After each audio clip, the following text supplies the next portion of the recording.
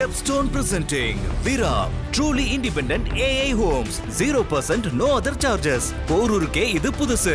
at Kattupakkam Porur.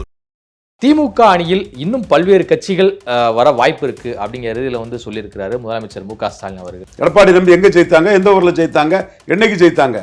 அவங்க ஜெயித்தது ஜெயலலிதா அம்மையார் நம்பி ஜெயித்தாங்க. ஜெயலலிதா அம்மையார் நம்பி 29 எம்எல்ஏ ஜெயித்தாங்க. 41க்கு 29, nearly 75% striking rate. எடப்பாடியை நம்பி 0% ஸ்ட்ரைக்கிங் ரேட். எடப்பாடியோட கூட்டணி போய் யார் ஜெயிக்க முடியும்? பாமக ஜெயித்திருமா? ஜெயித்திருக்கா? நாளைக்கு ஜெயிக்கணும்னு சொல்லு, அது உரிமை. நேத்து ஜெயிக்கலங்கிறத ஏன் மறைக்கிற? பாமகவுடைய நிலைமை என்னவா இருக்கும்னு நினைக்கிறீங்க? அவங்களோட நிலைப்பாடு தந்தை மகனும் ஒன்னா சேர்ந்து பேரம் பேசலாம். விரிசல் பெருசாயிட்டே போகுது. இந்த விரிசலை பேச்சப் பண்ண முடியாத அளவுக்கு போகுது. நல்ல இப்பெல்லாம் ஃப்ரீயா தான் பேசுறேன். திருமாவளவன் 5 சீட்டு வாங்கிட்டு எடப்பாடி கிட்ட போக வேண்டியதானே? ஏன் போகல? 5ல் 1 ஜெயிக்காது, அரசியலே முடிஞ்சு போகும். ஒரு பிசிகாவோட முக்கிய தலைவர் சொன்னது, நாடகம் போடுறாங்க.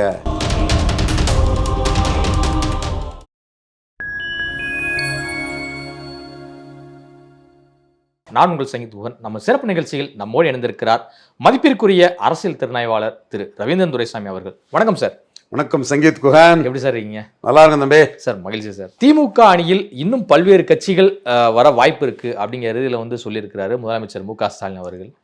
இன்னும் பல்வேறு கட்சியா அப்படின்னு சொல்லிட்டு மக்களும் ஆச்சரியப்படுறாங்க, திமுகவில் இருக்கக்கூடிய தொண்டர்களும் ஆச்சரியப்படுறாங்க.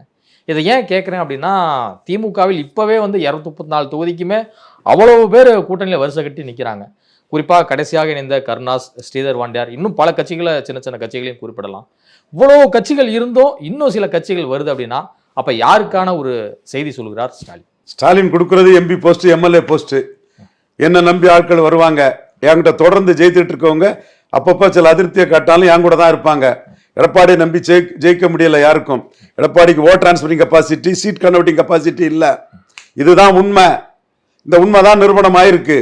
ஸோ இந்த அடிப்படையில் எடப்பாடியை நம்பி ஜெயிக்க முடியாது, எம்எல்ஏ ஆக முடியாதுன்னு நினைக்கக்கூடிய கட்சிகள் என்ன நோக்கி வருவாங்கன்னு ஸ்டாலின் சொல்றாரு. ஃபார் எக்ஸாம்பிள் தேமுதிக. எடப்பாடி நம்பி எங்க ஜெயித்தாங்க, எந்த ஊர்ல ஜெயித்தாங்க, என்னைக்கு ஜெயித்தாங்க? அவங்க ஜெயித்தது ஜெயலலிதா அம்மையார் நம்பி ஜெயித்தாங்க. ஜெயலலிதா அம்மையார் நம்பி 29 எம்எல்ஏ ஜெயித்தாங்க. 41க்கு 29, nearly 75% striking rate. எடப்பாடியை நம்பி 0% ஸ்ட்ரைக்கிங் ரேட். எடப்பாடியை நம்பி தேமுதிக ஜெயிக்கக்குள்ள ஒரு வாய்ப்பு இருக்குதா? இல்லையே. இந்த 5 தொகுதியில தேமுதிக 1ல கூட வெற்றி பெற முடியலையே. இப்போ விருதுநகர்ல ஏறி வந்து ஆல்மோஸ்ட் வெற்றி பெற்றதை கூட அதிமுக மாவட்ட கட்சி வந்து தெளிவா நிற்காம போயிட்டுங்கிற ஒரு எண்ண ஓட்டம் தானே தேமுதிக தரப்பிலே இருக்குது. அது விஜயகாந்த் சிம்பதி ஓட்டு. அது மற்ற இடம் பாருங்க, நீங்க கடலூர் பாருங்க, விழுப்புரம், சிதம்பரம் ரெட்டையில 35-35க்கு மேல. இது கடலூர்ல தேமுதிக 8% குறைவு. இங்க தஞ்சாவூர் பாருங்க 17 தேமுதிக, 23 மயிலாடுதுறை, நாகப்பட்டினம் ரெட்டையில. அப்ப 5% டவுனு. அப்போ இவரை வச்சு எப்படி ஜெயிக்க முடியும்? இந்த கூட்டணிக்குள்ள அவர் திரும்ப கொண்டு வர முயற்சி பண்றது பாமகவை. பாமக இப்போ கொஞ்சம் பிரச்சனைகளுக்குள்ளாக இருந்தாலும் கூட கொண்டு வர வேண்டியது பாமகவை. பாமக ஓட்டு எப்படி தேமுதிகவுக்கு டிரான்ஸ்ஃபர் ஆகும்? என்னைக்கு டிரான்ஸ்ஃபர் ஆச்சு? 2014 கேப்டன் விஜயகாந்த் வந்து மக்கள் தலைவர் எம்ஜிஆர், புரட்சி தலைவர் ஜெயலலிதா அந்தஸ்துல தர்மபுரியில வந்து பிரச்சாரம் பண்ணி அன்புமணி வெற்றிக்கு பெருசா உதவுனாரு. ஆனா பாமக ஓட்டு அந்த கூட்டணிக்குள்ள தேமுதிகவுக்கு டிரான்ஸ்ஃபர் ஆச்சா? அந்த பாமக உள்ள வந்தா அந்த ஓட்டு டிரான்ஸ்ஃபர் ஆகுமா? அப்ப எடப்பாடியை நம்பியும் ஜெயிக்க முடியாது. கூடுதலா பாமக வந்தாலும் தேமுதிகவுக்கு அது உந்த பலனை தராது. அப்ப தேமுதிக தெளிவா பாக்குறாங்க, ராஜ்சபாவும் பாமகவுக்கு தான் கொடுப்பேன், எனக்கு எடப்பாடியில ஜெயிக்கணும்னு பாமக கொடுக்கிறதுக்கு ஆளா பிறந்தாரு எடப்பாடி பழனிசாமி. பாமக 2 பிளவுபட்ட பிறகுதான் அடுத்து வரக்கூடிய ராஜ்சபாவை தேமுதிக கொடுக்கப்படும் என்கிற ஒரு அறிவிப்பை அதிமுக வெளிப்படையா வெளியிடுறாங்க. அப்ப இந்த ராஜ்சபா கிடைச்சா பலன். எம்எல்ஏ எங்க ஜெயிக்க முடியும்? எடப்பாடி நம்பி. எடப்பாடி நம்பி தேமுதிக ஜெயிக்க முடியாதுங்கிறது அறிவுபூர்வமா பாக்குறவங்களுக்கு தெரியாதா? அது மட்டுமல்ல, தேமுதிக தொண்டர்கள் சாத்தூர் பிரபாகரன் தம்பி உட்பட முக்கியமான தொண்டர்கள் உட்பட தேமுதிக தரப்பு வந்து அதிமுக தங்களை ஏமாற்றினதாகவே நினைக்கிறான் ராஜ்சபா விஷயத்துல. அப்ப தேமுதிக ஆப்ஷன் திமுகவுக்கு இருக்குது. இல்லை, அவங்க தான் அதிமுக தரப்பில் சொல்கிறாங்கல்ல, அடுத்த வருஷம் வந்து மார்ச் மாதம் இல்லை ஏப்ரல் மாதம் ராஜ்யசபா எலெக்ஷன் வரும். அப்போதைக்கு வந்து பார்த்தீங்கன்னா நிச்சயமா தேமுதிகவுக்கு வழங்குவோம் அப்படின்னு சொல்றாரு KP முனுசாமி முதற்கொண்டு. அப்படியே அவங்க அவசரப்படுறாங்க. ராஜ்யசபா ஓகே, சட்டமன்ற உறுப்பினர் ஆக முடியுமா எடப்பாடியை வச்சு? ஜெயலலிதா விஜயகாந்த் 2 பேரும் கூட்டணி வச்சப்ப 29 சீட் வச்சு ஜெயிச்சாங்கல்ல. ஸோ அப்படி இருக்கிற அந்த நிலைமை வந்து இப்போ வராதா? அதுதான் கருத்து குரல்களா ஊடகத்துல எல்லாரும் திமுக அதிமுக திமுக அதிமுக அட்டுத்தனமா பேசிட்டு இருக்காங்க. நான் குறையும் சொல்லலை யாரையும். அப்படி பேசலன்னா வாதமும் ஓடாது. நம்மளும் அந்த வாதத்துல இருக்கோம். நெறியாளர்களுக்கு பிரச்சனையும் உணரும். நெறியாளர்களும் நம்ம நண்பர்கள் தான். சும்மா எல்லாத்தையும் போட்டு உடைச்சிட்டு போகவும் முடியாது. ஸ்டாலினுக்கு இணையானவரே இல்லை எடப்பாடி பழனிசாமி. ஸ்டாலின் கொடுக்கறதெல்லாம் MP போஸ்ட் MLA போஸ்ட். இந்த ஒரு பொசிஷன் வந்து மக்கள் தலைவர் எம்ஜிஆருக்கு அதிகம் இருந்தாலும் அவரையும் தோக்கடிச்சு கலைஞர் வந்து 80ல தோக்கடிச்சு காட்டியிருக்காரு. உள்ளாட்சி தேர்தலில் தோற்கடிச்சு காட்டியிருக்காரு. சில விஷயங்களை தமிழக அளவில் கலைஞர் தோற்கடிச்சு காட்டியிருக்காரு. 2 தடவையா தோற்கடிச்சு காட்டியிருக்கிறாரு. ஒரு 80 மக்களவை, ஒரு 86 உள்ளாட்சி தேர்தலில் அவ்வளவு முனிசிபாலிட்டிஸும் எம்ஜிஆர். மற்றபடி பெருமளவு மக்கள் தலைவர் எம்ஜிஆர் தான். 77 மக்களவை, 77 சட்டமன்றம், 80 சட்டமன்றம், 84 மக்களவை சட்டமன்றம், மக்களவையும் சட்டமன்றம் சேர்ந்த எலெக்ஷன். இவ்வளோ எலெக்ஷன் தான் சந்திச்சாரு. புரட்சி தலைவர் ஜெயலலிதா அம்மையார் 89ல் தோத்தாங்க. தென் 89 பார்லிமெண்ட்ல ஜெயித்தாங்க, 91ல ஜெயித்தாங்க, 96ல தோத்தாங்க, 98ல ஜெயித்தாங்க, 99ல தோத்தாங்க, 2001ல ஜெயித்தாங்க, 2004ல தோத்தாங்க, 2006ல தோத்தாங்க, 2009ல தோத்தாங்க, 11ல ஜெயித்தாங்க, 14ல ஜெயித்தாங்க, 16ல ஜெயித்தாங்க. இப்படி அந்த graph up and down plus minus இதுன்னு வந்து போயிட்டு கலைஞருக்கும் புரட்சி தலைவிக்கும். அதில் மக்கள் தலைவர் எம்ஜிஆர் 80% மேலே வெற்றி பெற்றார். புரட்சி தலைவர் ஜெயலலிதா அம்மையார் 60% மேலே வெற்றி பெற்றார். எடப்பாடி 0-ல இருக்காரு ஸ்டாலின் கூட கம்பேர் பண்றது. நீ எப்படி கலைஞர், முத்தமிழறிஞர் கலைஞர், புரட்சி தலைவர் எம்ஜிஆர், புரட்சி தலைவர் ஜெயலலிதா அம்மையார், முத்தமிழறிஞர் கலைஞர் கம்பேர் பண்ணும்போது போல MK ஸ்டாலினையும் எடப்பாடியன் கம்பேர் பண்ணுவ. அறிவு நாணயம் வேண்டாமா? என் தம்பி ரங்கராஜ் பாண்டே இந்த அறிவு நாணயம் வேண்டாமா? கம்பேர் பண்ண முடியாதுங்கிறத சொல்லக்கூடிய, உண்மையை சொல்லக்கூடிய ஒரு துணிச்சல் வேண்டாமா? ஒரு நியாய உணர்வு வேண்டாமா? தம்பியை மதிச்சு தான் சொல்றேன். உண்மை உலகத்துக்கு தெரியறதுக்கு தான் என் பாசத்துக்குரிய தம்பி பேரை சொல்லி சொல்றேன். அப்ப திமுக அதிமுகன்னு பொன் வில்சன் என்னோட பெரிய சகோதரர், அவரும் அதுதான் பேசுறாரு. நியாயமா இது? ஸ்டாலின் எடப்பாடி ஒன்னா? Vote transferring capacity, seat converting capacity இல்லாத, ஈர்ப்பு சக்தி அற்ற, தன் ஓட்டர்ஸ் மீது தன் கண்ட்ரோல் இல்லாத எடப்பாடி பழனிசாமியும் தொடர் வெற்றியில கொடுக்கறதெல்லாம் டிக்கெட் இல்லை, MP post, MLA post, councillor post, mayor post இருக்கக்கூடிய ஸ்டாலின் ஒன்னா? Stop of the all Vikravandi களம். எடப்பாடி களத்தை விட்டு ஓடி இருக்க கூடாது. இல்ல, எடப்பாடி அவர்களுடைய ஆளுமையை உணர்ந்து தானே மத்திய உள்துறை அமைச்சர் அமித்ஷா அவர்கள் வந்து இங்க NDA கூட்டணி அப்படின்னு சொல்லிட்டு ஒரு அலையன்ஸ் வந்து ஃபார்ம் பண்றாரு. NDA கூட்டணிக்கு தமிழ்நாட்டு அளவில் வந்து பாத்தீங்கன்னா எடப்பாடி தான் தலைவர்னு சொல்றாங்கல்ல பாஜக தலைவர்கள். உண்மை. அதுக்கு முன்ன அவங்க திமுக நோக்கி ஓடலையோ? கலைஞர் நினைவிடத்தை ராஜ்நாத் சிங் வந்து திறக்க வரலையோ? கலைஞருக்கு காயினை வெளியிடலையோ? ஏன்னா அந்த ஊர்ல தானே எல்லாரும் இருக்கும். ஃபாரின் டெலிகேஷனுக்கு கனிமொழி அனுப்பி வைக்கலையா? முக்கியத்துவம் கொடுத்தாங்க. சோ நீங்க விக்கிரவாண்டியை சொல்றேன், 36% அதிமுக ஓட்டு. எடப்பாடிக்கு கண்ட்ரோல் இருந்தா 23% உதயசூரியனுக்கு போயிருக்குமா? ஓட் டிரான்ஸ்பரிங் கெப்பாசிட்டி எடப்பாடிக்கு இருந்தா 23 உதயசூரியனுக்கு போயிருக்குமா? 12 பாமகவுக்கு போச்சு, 1 நாம் தமிழருக்கு வந்து. அப்ப எடப்பாடியோட கூட்டணி போய் யார் ஜெயிக்க முடியும்? பாமக ஜெயித்திருமா? ஜெயித்திருக்கா? நாளைக்கு ஜெயிக்கணும்னு சொல்லு, அது உரிமை. நேத்து ஜெயிக்கலங்கிறத ஏன் மறைக்கிற? 29ல 0, 19ல 0, 21ல 23க்கு 5. விக்கிரவாண்டியில நீ என்ன பேசுன? இங்க ஊடகத்துல மறைமுகமா பாமகவுக்கு ஆதரவு கொடுக்கறதுக்கு தான் அதிமுக நிக்கலன்னு பேசுன. அது பயந்து போய் நிக்கல, 10.5க்கு பதில் சொல்ல முடியாம நிக்கல, 3வது பேர் அச்சத்துல நிக்கல. ஊடகத்துல என்ன பேசுனீங்க? ஆனா என்ன நடந்தது? நடந்த விஷயத்துல தப்ப ஒத்துக்கிடுங்க. எடப்பாடி ஓட் டிரான்ஸ்பரிங் கெப்பாசிட்டி இல்ல, பாமகவுக்கு 12% தான் போச்சு. இவருக்கு ஆதரவா போராட்டத்துக்கு வந்த சீமானுக்கு 1% தான் கிடைச்சுங்கிற உண்மையை ஒத்துடுங்க. நாளைக்கு என்ன வேணாலும் ரீல் விடுங்க ரங்கராஜ் பாண்டே. நாளைக்கு நடக்கும்னு என்ன வேணாலும் கருத்து கணிப்பு என்ன வேணாலும் போட்டு தள்ளுங்க, அது உங்க உரிமை. நாளைக்கு ரிசல்ட் வரும்போது தான் உங்க கிரெடிபிலிட்டி அதுல தெரியும். அது நான் தப்புன்னு சொல்ல முடியாது, உங்க உரிமை. நான் ஒரு கருத்தை சொல்லலாம். இன்னைக்கு நடந்த விஷயத்துல எடப்பாடி ஓட் டிரான்ஸ்பரிங் கெப்பாசிட்டி இல்லைங்கிறத ஏன் மறுக்கிறீங்க? நான் பாண்டே சொல்றேன்னா பாண்டே மட்டும் சொல்லல, இன்டெலெக்சுவல் டிஸ்ஆனஸ்டா இருக்கிற அத்தனை பேரையும் தான் சொல்றேன். இப்ப திமுக அணி பக்கம் இப்ப தேமுதிக வர வாய்ப்பு இருக்கு அப்படிங்கிற ரீதியிலையும் வந்து ஒரு விஷயத்த குறிப்பிடுறீங்க. ஸோ இதை நம்ம பார்க்கும்போது ஜனவரியில் இந்த முடிவை தான் அவங்க வந்து தீர்க்கமா எடுக்க போறாங்களா தேமுதிக? எதையும் நான் தீர்க்கமா சொல்ல மாட்டேன். பட் அவங்க எடப்பாடியை வச்சு ஜெயிக்க முடியாதுங்கிற நிலைமை இருக்குது. அப்ப அவங்க டபுள் ஆப்ஷன் ஓபன் பண்றாங்க. எடப்பாடி ஆப்ஷன் ஓபன் பண்ணிட்டு தான் ஸ்டாலின் பிரியாரிட்டியா ஸ்டாலினை வச்சு நகர்றாங்க. எடப்பாடி ஆப்ஷன் பிரியாரிட்டி ஸ்டாலின் தான். இதுதான் அவங்க நிலைமைன்னு நான் பாக்குறேன். பாமகவுடைய நிலைமை என்னவா இருக்கும்னு நினைக்கிறீங்க? அவங்களோட நிலைப்பாடு, பாமக தந்தை மகனும் ஒன்னா சேர்ந்து பேரம் பேசலாம். அது தேவகவுடா விட்டு கொடுத்த மாதிரி, முலாயம் சிங் யாதவ் விட்டு கொடுத்த மாதிரி ராமதாஸ் விட்டு கொடுப்பாராங்கிறது கேள்விக்குறியா இருக்கு. ஏன்னா அவங்க பிரைமரி ஃபோல்ட்ஸ், இது சபார்டினேட் ஃபோல்ட்ஸ். இப்போ நான் தான் பேரம் பேசுறேன், இந்த ஒரு பேரத்தையும் என்ன பேச விடுன்னு அன்பு பண்ணிட்டு அவர் கேட்கலாம். ஆனால் அது நாளொரு மேனியும் பொருளும் ஒன்றமா அந்த விரிசல் பெருசாயிட்டே போகுது. இந்த விரிசலை பேச்சப் பண்ண முடியாத அளவுக்கு போகுது. நான் இப்பெல்லாம் ஃப்ரீயாக தான் பேசுகிறேன். நீரெடுத்து நீர் வலுவதிலே ஒரு தாய் மக்கள்னு சொன்னேன். இவன் தாயும் பிள்ளையுமா இருந்தாலும் வாயும் வயிறும் வேறா இருக்குது. செல்ஃப் ஃபர்ஸ்ட்னு தான் தந்தையும் போகிறாங்க, மகனும் போகிறாப்புல. இன்னைக்கு கொடுத்த பிரஸ் மீட்ல கூட அது மாதிரி தான் அவர் வந்து சொல்றாரு, நீக்கும் அதிகாரம் வந்து எனக்கு மட்டும்தான் இருக்கு, அவர் நீக்கிற அதிகாரம் யாருக்கும் கிடையாது அப்படிங்கிறாரு. இப்போ ராமதாஸ் குறிப்பிடுவது என்ன அப்படின்னு, அவங்க நீக்கிறது நீக்காதது அந்த கட்சி மாம்பழம் சின்னம் அதெல்லாம் மேட்டர் இல்லைங்க. இப்போ பாமகவுக்குள்ள ஒரே பிளஸ் பாயிண்ட், எடப்பாடி பழனிசாமிக்கு 90 தொகுதியில பாமக இல்லாம ஃபைட் பண்ண முடியாது. பாமக இருந்து ஃபைட் பண்ணே 2019 0. பாமகவின் தேவை அதிமுகவிற்கு தேவை. அதிமுகவுக்கு தான் எடப்பாடி பழனிசாமிக்கு தான் பாமகவின் தேவை. சென்னையில இருந்துகிட்டு பாமகக்கு என்ன வழி இருக்கு, பாமகக்கு என்ன வழி இருக்குன்னு எடப்பாடிக்காக பேசிட்டு இருப்பாங்க. அது அல்ல.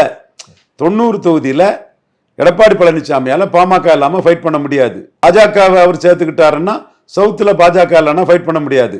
அண்ணாமலை சீமான சீஃப் மினிஸ்டரா சொல்லி சவுத்துல எடப்பாடியை டெபாசிட் இழக்க வச்சிருவாரு. வெஸ்ட்ல பாஜக இல்லாம ஃபைட் பண்ண முடியாது. அண்ணாமலை சீமான சீஃப் மினிஸ்டரா சொல்லி யாருக்கு 2வது இடங்கத்துல பிரச்சனை ஆயிருக்கும். சிட்டில அதான் நிலைமை. நார்த்ல பாஜகவே மைனஸ். அண்ணாமலை எப்படியா இருந்தாலும் தேசிய தலைமை கட்டுப்பாடு தான் நடந்தாகணும் கூட்டணி தர்மத்தின் படி. அதை செய்திருவாருங்கக்காக தான் எடப்பாடி உள்ள வந்தாரு. ரெய்டுக்கோ ஈடிக்கோ பயந்து இல்லை. ஒரு பெரும்பான்மை தமிழ் சமுதாயத்தை சேர்ந்த ஒரு போல்டான லீடர். அவர் பாஜகவுக்குள்ள வரும்போது முபாரக்கை தவிர அவர்கிட்ட யாரும் கிடையாது. தேமுதிக விலகி போயிட்டாங்க. புதிய தமிழகம் அந்த அருந்ததியர் உள்ஒதுக்கீட்டில் பறையருக்கும் தேவேந்திர வேளாளருக்கும் மாறான ஒரு நிலைப்பாட்டை அவர் எடுத்துட்டாருன்னு அவங்க விலகி போயிட்டாங்க. அப்ப யாருமே கூட்டணி இல்லாத சூழ்நிலையில அமித்ஷாட்ட வர்றாரு. இப்ப எல்லாரும் என்ன சொல்றாங்க, அமித்ஷா ரொம்ப விழுந்துட்டாரு, அமித்ஷா காத்து கிடந்தாரு. ஆமாயா, அமித்ஷா காத்து கிடந்தாரு. எடப்பாடி 24 உள்ள ஸ்டாண்ட்ல இருந்து மாறிட்டாரு. சீமான் 24 நிலைப்பாட்டில இருந்து திமுக அண்ணா திமுகவும் காங்கிரஸ் பாஜகவின் ஒட்டுண்ணிகள் ஊதுகுழல்கள்னு தொங்கு சதைகள்னு அடிக்கிற அந்த ஸ்டாண்ட்ல உறுதியா நிற்கிறாருல்ல. லீடர்ஷிப்ல சீமான் 2024 எடப்பாடியை விட 24க்கு மேல சீமான் எழும்பி இருக்கிறாருல்ல. அதை நீ ஒத்துக்க. எல்லாம் ஏன் கலர் டைஸ்ல கடிவாளம் வந்த மாதிரி பாக்குற. அமித்ஷா விழுந்துட்டாரு. சரி, எடப்பாடி பழனிசாமி சீமானுக்கு நிலைப்பாட்டில் இருந்தவர், சீமான் தாயா தலைவர், நான் டம்மி தான், நான் என்னால நிமிர்ந்து நிற்க முடியாது, என்னால ஒரு நிலைப்பாட்டில் நிற்க முடியாதுன்னு எடப்பாடி பழனிசாமி பழனிசாமி ஆயிட்டார்ல. இதை சொல்லதுக்கு ஏன் அரசியல் விமர்சகர்களுக்கு கசக்குது? நான் பொய்யா சொல்றேன். சோ அந்த இடத்துக்குள்ள எடப்பாடி பழனிசாமி நிலைப்பாட்டில இருந்து மாறி இருக்கிறார். மாறதுக்கு காரணம் பாஜக பிஎம்ஓ மோடியை பயன்படுத்தி அண்ணாமலை சிஎமான சிஎம் கேண்டிடேட்டா ப்ரொஜெக்ட் பண்ணி இவரை 100க்கு ஒரு 2/3 ஒரு 60-65% இடங்கள்ல 3வது தள்ளிடுவாருங்கிறதான் அச்சம். ஏற்கனவே 18% எடுத்து 1/3 ஏரியாவில் 3வது தள்ளிட்டாருல்ல. அப்போ சீமான 8% கூட சேர்த்துக்கிட்டு தேமுதிகவும் கூட சேர்த்துக்கிட்டு ஒரு பலமான அணி அமைச்சிட்டாருன்னா எடப்பாடி பழனிசாமி 100 இடத்துல வன்னியர் பெல்ட் தவிர மற்ற எல்லா இடமும் 3வது போயிருவார்ல. அதுக்கு பயந்தா அவர் உள்ள வந்தாரு. இதை மறைச்சிக்கிட்டு என்ன திமுக வர்சஸ் அண்ணா திமுக அரசியல்னு பழைய அறத பழசான பண்ண பாடாசான மேட்டர்களை பேசிட்டு இருக்க என்ன இருக்கு? நுணுக்கமா பாரு, உண்மை தெரியும். அறிவுபூர்வமா பாரு, உண்மை தெரியும். டேட்டாவோட பாரு, உண்மை தெரியும். என்ன சொல்லி என்ன மாறி இருக்காருன்னு பாரு, உண்மை தெரியும். அமித்ஷா இறங்கி வந்தாருன்னா அவருக்கு கீழே விழுந்துதான் வந்தார், மறுக்கல்ல. எடப்பாடிக்காக காத்து கிடந்தார், மறுக்கல்ல. எடப்பாடி வீட்டுல போய் சாப்பிட்டாரு, மறுக்கல்ல. நான் மறுக்கல்ல. பட் எடப்பாடி நிலைப்பாட்டில இருந்து மாறி இருக்காருங்கிறத மட்டும் நீ ஏன் மறுக்கிற? ஸ்டாலின் அவர்கள் குறிப்பிடுவது போல் பல கட்சிகள் சேரும் அப்படின்னு பார்க்கும்போது அப்ப இருக்கக்கூடிய கட்சிகளுக்கெல்லாம் சீட்டு குறைவதற்கான வாய்ப்பு இருக்கா, இல்ல ஓரளவு கொஞ்சம் தாராளமாவே கொடுப்பாரு அப்படின்னு எடுத்துக்கலாம்? அணி பலப்படும் போது வெற்றி விகிதமும் ஸ்ட்ரைக்கிங் ரேட்டும் கூடும். பாஜக தான் இல்லையே 2024 திருமாவளவன் 5 சீட்டு வாங்கிட்டு எடப்பாடி கிட்ட போக வேண்டியதானே? ஏன் போகல? 5ல் 1 ஜெயிக்காது, அரசியலே முடிஞ்சு போகும். அது வன்னியர் கட்சி. ஜாதிவாரி கணக்கெடுப்பு நடக்காம 10.5 கொடுத்து பல ஜாதிகளுக்கு அநீதி இழைச்ச கட்சி எடப்பாடி பழனிசாமி, சி.வி. சண்முகமும். ஜாதிகளுக்கு பேர லிஸ்ட்டை சொல்றேன், சொல்ல முடியும் என்னால. அவங்க எடுத்து வச்சிருக்கக்கூடிய விழுப்புரத்தில் சேமத்தில் எடுத்து வச்சிருக்கக்கூடிய 35% மிஞ்சின ஓட்டு திருமாவளவன் எதிர்ப்பு ஓட்டு. ஆனா நத்தம் விஸ்வநாதன் என்ன சொல்றாருன்னா, சமீபத்துல ஒரு செயல சந்திப்புல வந்து திருமாவளவனுடைய பலம் வந்து அவருக்கு தெரியாம இருக்கிறாரு, ஆனா அவருக்கு எல்லா இடத்துலயும் செல்வாக்கு வந்து இருக்கு, அவருக்கு கூட்டணி விட்டு வெளியே வந்தாருன்னா அதிமுக அணியில் இணைஞ்சாருன்னா மிகப்பெரிய வெற்றி தான் அப்படிங்கிற மாதிரி சொல்றாங்க. திருமாவளவன் ஸ்டாலின் கூட இருக்கிறதோட எங்களால ஒன்றும் பண்ண முடியாது, நாங்க தோத்துக்கிட்டு தான் இருப்போம்னு ஒப்புதல் வாக்குமூலம் கொடுத்திருக்காரு நத்தம் விஸ்வநாதன். அதான அர்த்தம். பலமானவர் ஏதோ சூழ்நிலையில ஸ்டாலின் அக்செப்ட் பண்ணி இருக்கும் போது ஸ்டாலின் தான் ஜெயிப்பாரு. அதானே நத்தம் விஸ்வநாதன் சொல்றாரு. சரி, அப்ப உங்கள்ட்ட பிஜேபி இல்ல, 5 சீட்டு உங்கள்ட்ட வந்திருக்கலாமே, 24 MP எலெக்ஷன்ல வந்திருக்கலாமே, வரலையே. நான் உங்களை அச்சப்பட்டெல்லாம் நீங்க பிஜேபி போயிட்டாங்கன்னு என்னைக்கும் சொல்லல. ஐயா எடப்பாடி பழனிசாமி அச்சப்பட்டிருப்பாருன்னா 24 எப்படி 34 தொகுதிகளில் இது ரெட்டலையை போட்டிருப்பாரு தமிழ் மண்ணுக்குள்ள. அப்படி சொல்ல வரல. நீங்க விழுந்துட்டீங்க, பலகீனப்பட்டுட்டீங்க. இப்ப ராமதாஸ் அவர்களும் அன்புமணி அவர்களும் இணைவதற்கான அந்த வாய்ப்பு எதுவும் இருக்கா? ஏன்னா இவ்வளவு தூரம் வந்து அருளை நீக்கினதன் காரணமா இவர் வந்து என்ன சொல்றாரு, ராமதாஸ் வந்து நான் நீக்கினா மட்டும்தான் அதிகாரம் செல்லும் அப்படிங்கிற மாதிரி குறிப்பிடுறாரு. அவர் வந்து தேர்தல் கமிஷனை எல்லாம் போய் சந்திக்க இருப்பதாக அன்புமணி தரப்புல வந்து சில விஷயங்கள் வந்து கசியுது. ஸோ இதெல்லாமே பார்க்கும்போது இது வந்து ஒரு முடிவுக்கு வராத முதலாவே முடிஞ்சு போகுதா? ஒரு பிசிகாவோட முக்கிய தலைவர் சொன்னது, நாடகம் போடுறாங்க, பிசிகாவை பயன்படுத்தி திமுக வந்து இவங்களை தோக்கடிச்சிட்டாங்க, அப்போ எங்க முக்கியத்துவத்தை காலி பண்றதுக்கு இவங்க நாடகம் போட்டு 26ல் நாடகத்தை போட்டுட்டு 26க்கு மேல ஒன்னா சேர்ந்துக்குவாங்கன்னு பிசிகாவில் உள்ள ஒரு முக்கிய தலைவர் பதட்டம் அடைகிறார். இதுவே நாடகங்கிறார். அவருக்கு கணக்கு பாமக எதிர்ப்புல முதலைக்கு தண்ணியில பலம்னு சொல்ற மாதிரி ஒன்றுபட்ட பாமகவை எதிர்த்து நிற்கிறது விசிகாவுக்கு பலம். நீங்க ரொம்ப தெளிவா இதை பார்த்தீங்கன்னா 2001ஆம் ஆண்டு கடலூர் மாவட்டத்தில் அதிக தொகுதிகளை பாமக இருந்த அணிக்கு எதிராக திமுக அணிக்கு விசிகா ஜெயித்து கொடுத்தாங்க. 2006ஆம் ஆண்டு 12-13 தொகுதியில் விசிகா பாமகவை வீழ்த்தி காட்டினாங்க, திமுகவை அசைக்க முடியல. விருத்தாச்சலத்தில் விஜயகாந்த் வீழ்த்தி காட்டினாப்புல. அப்போ திமுக விசிகாவின் பயன்பாடு என்பது பாமக இருக்க அணியில அவங்கள தோக்கடிக்கிறதுக்கு ஷெட்யூல் காஸ்ட் ஓட் கன்சால்டேஷனுக்கு விசிகா பயன்படுறாங்க. இதுதான் 2009, 19, 21, 24க்கு மேல Vikravandi by election. Vikravandi by எலெக்ஷன்ல பை எலெக்ஷன் தானே விட்டுட்டு போயிட முடியாது. 50 வன்னியர் பூத்துல டாக்டர் ஐயா லீடு கண்டினியூவா. ஆமா, நீ அந்த விக்கிரவாண்டி இடைத்தேர்தல் நீ காசு பணம் இடைத்தேர்தல் அதிகாரம்னா எப்படி 50 பூத்துல ஐயா லீட் பண்ணாரு. எங்க சின்ன கவுண்டரும் பெரிய கவுண்டரும் அண்ணாமலையும் எடப்பாடியும் சேர்ந்தே ஈரோடு கிழக்குல 2 பூத்துல தான் லீடு, அது பிரமொழி சகோதரர்கள் வாழக்கூடிய பூத்துல. இங்க 50 பூத்துல லீட் பண்ணிட்டாங்கன்னா அதுக்கு எதிர்வினையா அத்தனை பூத்துகள்லையும் பறையர் சமூக பூத்துல யாரும் பிரச்சாரம் பண்ண முடியல, சீமான் பிரச்சாரம் பண்ண முடியல. கன்சால்டேஷன் நான் சொன்னேன், கன்சால்டேட் ஆகும்னு. விஜய் எல்லாத்துக்கெல்லாம் கலந்து சீமான் எவ்வளவு மேலு களத்துக்குள்ள சீமான் போலரைசேஷன் கன்சல்டேஷன் பயந்து களத்தை விட்டு ஓடின விஜய் விட சீமான் மேல். இதெல்லாம் தேர்தல் களத்துல வரும், அப்பந்தான் சீமான் எழும்புவாரு. விஜய் டெம்பரரி பொலிட்டிஷியன், போலரைசேஷன் பயந்து ஓடணுங்கிறதும் சீமான் தெளிவா ஒன்னையாட அடிக்க சொன்னேன், பறையதான அடிக்க சொன்னேன்னு தெளிவா 10.5க்கு பதில் சொல்ல முடியாம எடப்பாடி மாதிரி ஒதுங்காம ஜாதிவாரி கணக்கெடுப்பு நடத்தி எண்ணி கொடு அளந்து கொடுன்னு சொன்னாருங்கிறதும் வெளியே வரும். இப்போ யாரும் விஜயை பற்றி பேச மாட்டாங்க. களம் வரும்போதுதான் விஜய் டெம்பரரி பொலிட்டிஷியன், காளான் மாதிரி பெர்மனண்டா நிற்க மாட்டாரு, கட்சி ஆரம்பிச்சுட்டு போலரைசேஷன் பயந்து லெட்டர் பேடா இருந்தவரெல்லாம் அதுல வரும். எனிவே இந்த இடத்துக்குள்ள கிளியர் கட்டா பாமகவுக்கு எதிராக போலரைஸ் ஆகுதுங்கிறதா உண்மை. விசிகாவின் யூட்டிலிட்டியும் அதுதான்ங்கிறதும் உண்மை. இப்போ பாமகவே 2 பேரும் பிரிஞ்சு நிற்கும் போது ஒருத்தர் 35 MLA ஒரு ராஜ்யசபான்னு அன்புமணி எடுத்துட்டாருன்னு வைங்க, இன்னொருத்தர் டாக்டர் ராமதாஸ தன் பக்கம் எடுத்துட்டாருன்னு வைங்க. அப்போ விசிகாவுக்கு இம்பார்ட்டன்ஸ் என்ன ஆகும்? ஸ்டாலின் வெற்றி பெற்ற அணியிலிருந்து விசிகா விட மாட்டார். அந்த இம்பார்ட்டன்ஸ் அடிபட்டு போகுது இல்ல.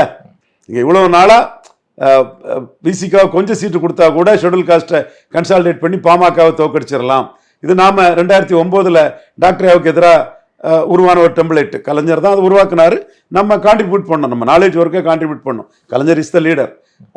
அவர் விஜயகாந்த் ஜெயலலிதா சேர்றதோட ஜெயலலிதா பாமக சேர்ந்தா பிரச்சனை இல்லைன்னு அந்த டெம்ப்ளேட் தானே ஓடுது. அப்போ இன்னைக்கு இந்த பிளவுக்கு பிறகு பாமகவுக்கு வந்து தோற்கடிச்சிடலாம் பாமகங்கிறதுல டைனமிக்ஸ் எப்படி போகுங்கிற ஒரு சூழல் வருது. இது விடுதலை சிறுத்தைகளுக்கே இது ஒரு அச்சத்தை கொடுக்குது. இதுவரை உங்கள் பல்வேறு கருத்துக்களை உங்களுக்கு நன்றி சார். நன்றி.